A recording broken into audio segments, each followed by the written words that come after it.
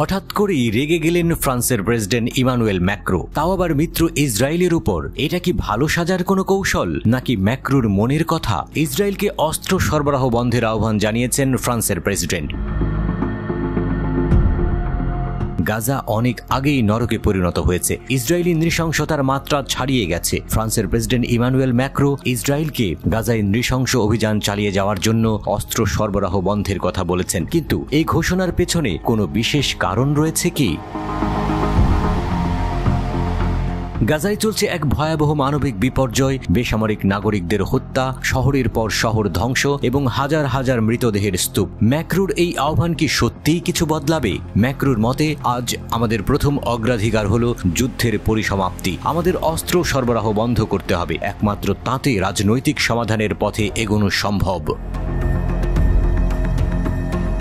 কিন্তু এই মন্তব্যের পর ইউরোপের নেতারা কি আরও কিছু করার পরিকল্পনা নেবেন? এরই মধ্যে ব্রিটেনও ইসরায়েলে অস্ত্র রপ্তানি কিছু সময়ের জন্য স্থগিত করেছে, কারণ ব্রিটিশরাও মনে করে এগুলো মানবিক আইন ভঙ্গের ঝুঁকি তৈরি করতে পারে। কিন্তু সবচেয়ে গুরুত্বপূর্ণ প্রশ্ন, কেন এখনও বিশ্বের অনেক বড় শক্তি ইসরায়েলকে অস্ত্র সরবরাহ করছে?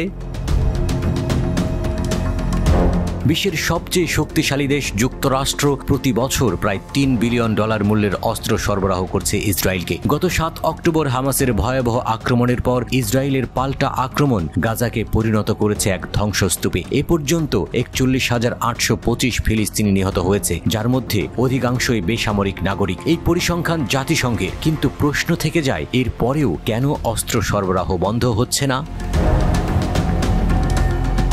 এদিকে ম্যাক্রো যেখানে শান্তি প্রতিষ্ঠার জন্য একযোগে কাজ করার ডাক দিয়েছেন, অন্যদিকে গাজার আকাশে প্রতিনিয়ত বোমা পড়ছে আর প্রতিদিন নৃশংসতা বেড়েই চলছে। তবে কি ফ্রান্সের মতো দেশগুলোই একমাত্র যারা এসব নিয়ে কথা বলছে? অন্যদিকে ইসলামিক রাষ্ট্রগুলোর একাংশ চুপ, আর বিশ্ব জনমত যেন ততটুকু সচেতন নয়।